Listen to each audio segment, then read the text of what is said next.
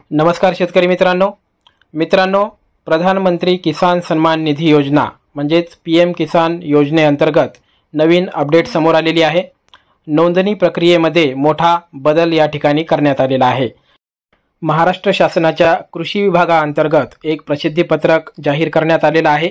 त्या प्रसिद्धीपत्रकानुसार जर तुम्ही कागदपत्रे दिली असतील तरच तुम्हाला या योजनेचा लाभ आता मिळणार आहे। या ठिकाणी कार्यपद्धतीमध्ये मोठ्या प्रकारे बदल करण्यात आलेला आहे। याबद्दलची सविस्तर माहिती तुम्हाला सांगणार आहे। प्रसिद्धीपत्रकात नेमक्या काय सूचना दिलेल्या आहेत ते देखील आपण पाहणार आहोत। तत्पूर्वी मित्रांनो, तुम्ही जर आपल्या चॅनलवर नवीन आले असाल तर लगेच आपल्या चॅनलला सबस्क्राइब करून घ्या।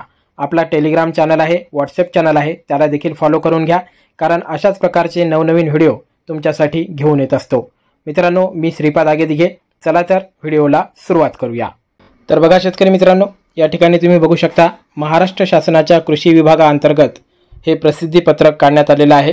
या ठिकाणी तुम्ही पहा, प्रधानमंत्री किसान सन्मान निधी योजना म्हणजेच पीएम किसान योजनेअंतर्गत हे प्रसिद्धीपत्रक काढण्यात आलेलं आहे। या ठिकाणी तुम्ही मुद्दा पाहू शकता, स्वयं नोंदणीकृत लाभार्थी अर्जांची कार्यपद्धती कशी असणार आहे याबद्दलचा हा प्रसिद्धीपत्रक याबद्दल काढण्यात आलेला आहे।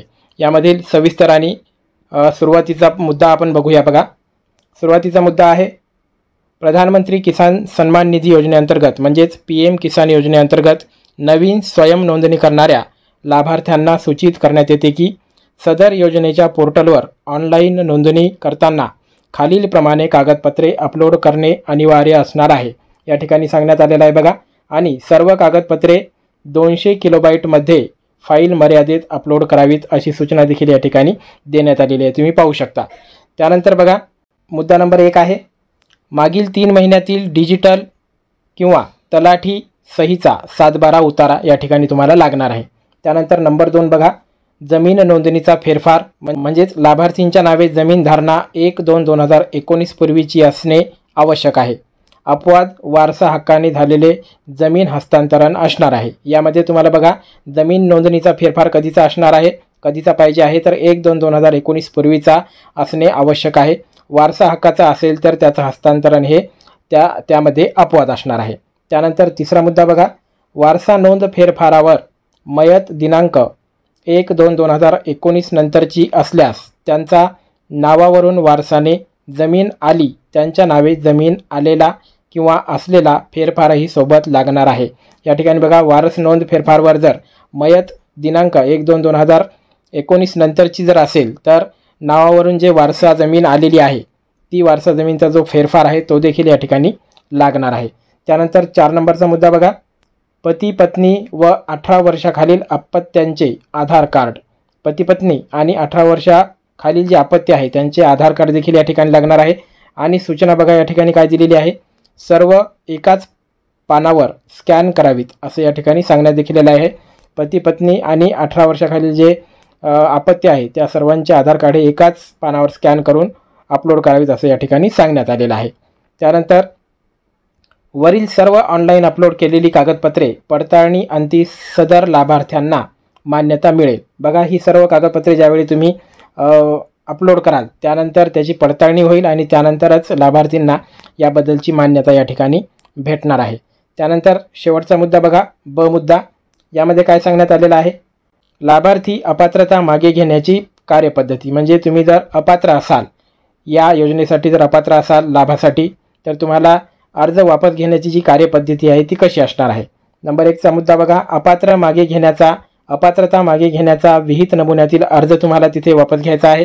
त्यानंतर लाभार्थींचे पोर्टलवरील स्टेटस प्रिंट, तुमचं पोर्टलवरील जे स्टेटस आहे त्याची प्रिंट लागणार आहे।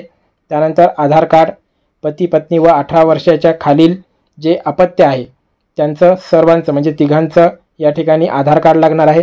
त्यानंतर परिशिष्ट ब, कृषी सहाय्यक यांनी प्रमाणित केलेला परिशिष्ट ब देखील या ठिकाणी लागणार आहे।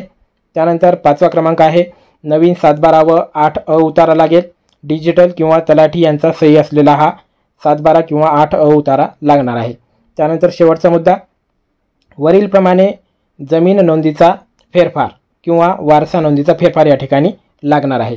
तर अशा प्रकारची ही कागदपत्रे या ठिकाणी लागणार आहेत। जर तुम्ही या लाभासाठी अपात्र असाल तर तुम्हाला ती अपात्रता मागे घेण्यासाठी ही कागदपत्र लागणार आहेत। वरील सर्व अपात्रता मागे घेण्याची कागदपत्रे 2 प्रती तालुका कृषी अधिकारी यांच्याकडे सादर करायची आहेत, अशी देखील या ठिकाणी सूचना देण्यात आलेली आहे। त्यानंतर बघा, खालची अधिक माहितीसाठी आपल्या गावच्या कृषी सहाय्यक यांच्याशी संपर्क करा। याबद्दल अजून जर काही तुम्हाला माहिती लागत असेल तर तुम्ही गावाचे जे कृषी सहाय्यक आहेत त्यांच्याशी संपर्क करा, असं देखील या ठिकाणी सांगण्यात आलेलं आहे। तर अशा प्रकारचे बदल या ठिकाणी प्रधानमंत्री किसान सन्मान निधी योजनेअंतर्गत स्वयं नोंदणीकृत लाभार्थी जे आहेत त्यांना अर्ज करण्याची कार्यपद्धती अशा प्रकारे बदलण्यात आलेली आहे। तर शेतकऱ्यांसाठी अत्यंत महत्त्वाची माहिती होती। मित्रांनो, व्हिडिओ आवडला असेल तर व्हिडिओला लाईक करा आणि आपल्या चॅनलला सबस्क्राईब करा। धन्यवाद।